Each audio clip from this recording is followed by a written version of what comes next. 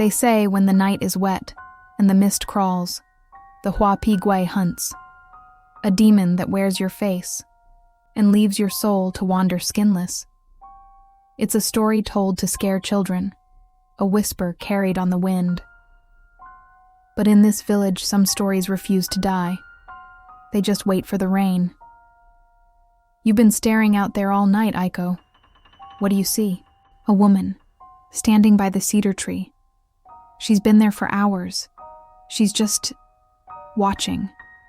The rain doesn't seem to bother her. It's like she's part of it, part of the storm. I can't explain it, Riku. There's something wrong. Sound of wind howling, a candle extinguishing.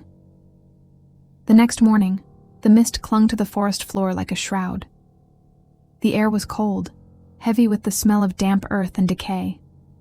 I told myself it was just a nightmare, a trick of the candlelight, but I couldn't shake the image of her, standing so still, so I followed the strange, shallow footprints leading from the cedar tree into the deep woods.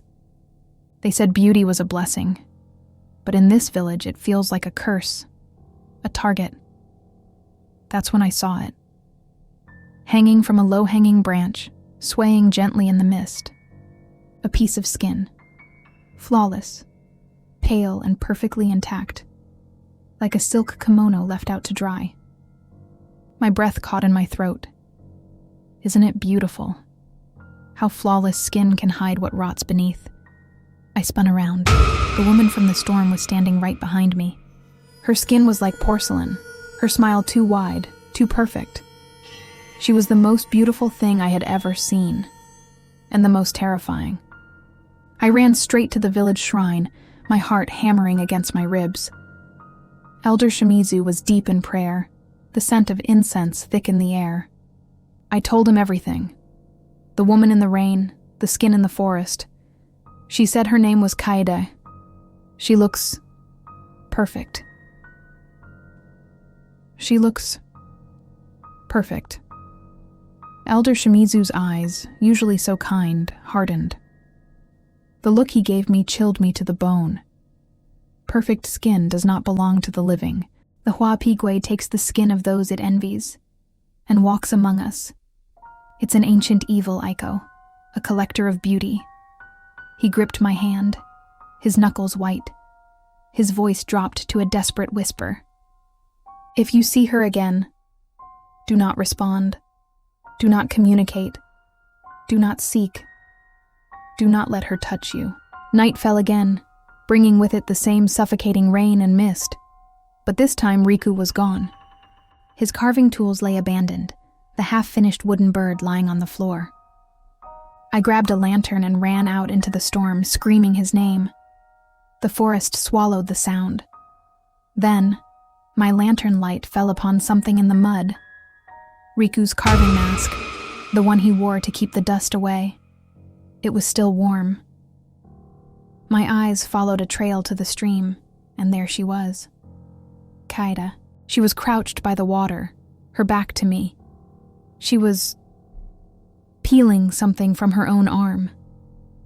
A thin, translucent layer of skin came away, revealing pulsing black veins and rotting dark flesh underneath. She turned, a slow, deliberate movement, and she smiled. Don't be afraid. I only borrow what's beautiful. Her eyes flickered, and for a heart-stopping second, they weren't her eyes anymore. They were Riku's. I ran. I don't think I've ever run so fast. I bolted the doors, slammed the shutters, my entire body shaking. I thought I escaped her. But when I looked in the mirror, I saw it. My reflection blinked, but I hadn't. It smiled, but my lips hadn't moved. The terror was absolute. It wasn't just in the forest anymore. It was in my house. It was in my mirror. Your skin fits perfectly, Aiko.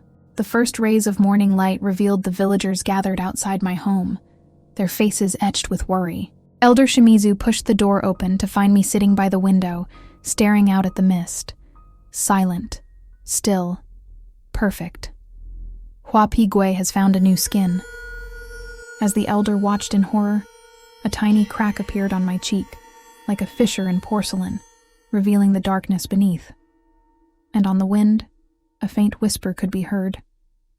"You're next."